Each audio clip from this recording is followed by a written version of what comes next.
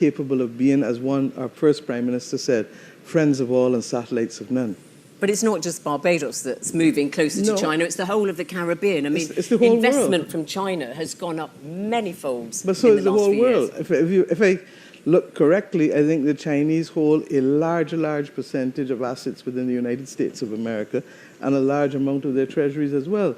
So for you to focus on the Caribbean or Africa with China without recognizing the role that China is playing in Europe or in the North Atlantic countries is a bit disingenuous and really reflects more that we are seen as pawns, regrettably, rather than countries with equal capacity to determine our destiny and to be part and parcel of that global conversation to fight the global issues of the day like climate and the pandemic. All right, well, that's put me in my place, hasn't it? No, not at Prime all. Minister Mia Mottley. Thank you. So guys, here we go again. Every time these interviewers come to either the Caribbean or go to Africa, they always come with these questions. It's always about China, trying to lecture us about China, as if they don't accept money from China as well, because China has debt and most of these countries holding debts for them. So I don't understand why is it okay for them to have money from China but not for Caribbean islands or African countries to do. This is Miss Mia Mottley. She's the Prime Minister of Barbados, right?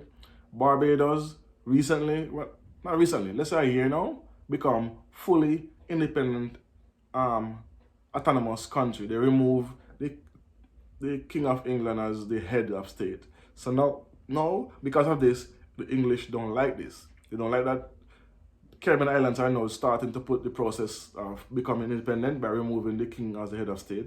A few Caribbean islands is starting this process, but Barbados was the first. And this is the Prime Minister. So you see, as they come, even though this interviewer is a black girl, but the questions are not from her, it's from the BBC, which is England run.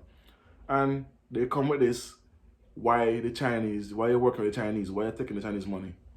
And that's why I like the response of Miss Mia Mottley.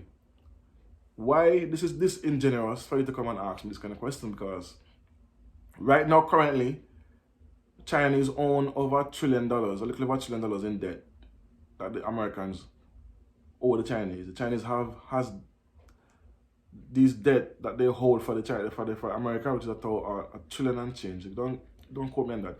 And other countries, European countries, has money for the Chinese.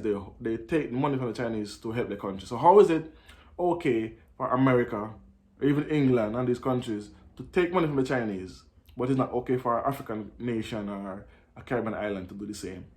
The Chinese come to help build out our infrastructure. The colonizers never did this. All the colonizers did was give us aid. Like, you know that you have a child, I give a child $5 as a for the month. Said, oh, hey, look, it's $5. Can hold on to this. That's what these colonizers did. They only give aid to Africa and to Caribbean countries as a way to keep us running. Just enough to keep the country running, but not enough to build out our infrastructure. So now Chinese come, give us some partnership and money to build out our infrastructure, repair our roads, our schools, our hospitals, help with our economy. So now we have blooming economies. It's a problem for colonizers now because they can no longer dictate or tell these countries what to do, like Zambia, Zimbabwe, Nigeria, Ghana, and now Barbados.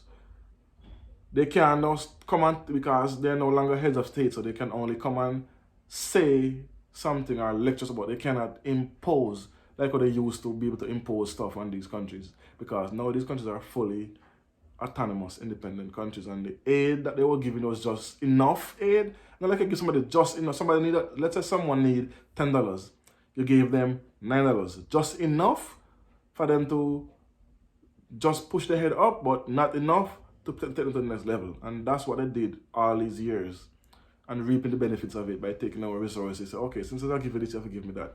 But now, because the Chinese comes in, build up our infrastructure, our economies are growing, so we no longer need any handout, any aid money from the colonizers. So now we stand alone.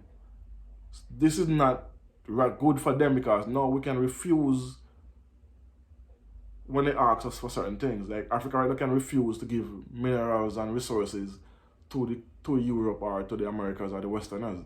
Now you have to actually come and pay for it or refine it in the country, because Ghana and Zimbabwe does have, and the Congo recently have found, not found, but they have a mass amount of lithium.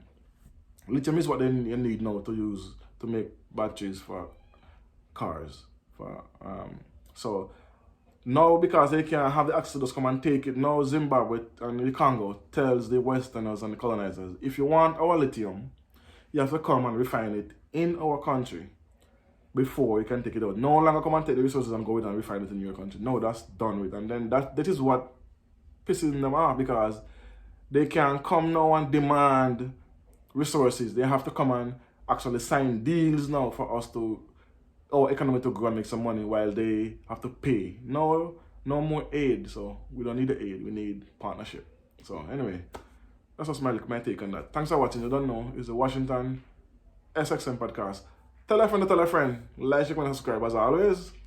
Thanks for watching. Peace, one love. Boom.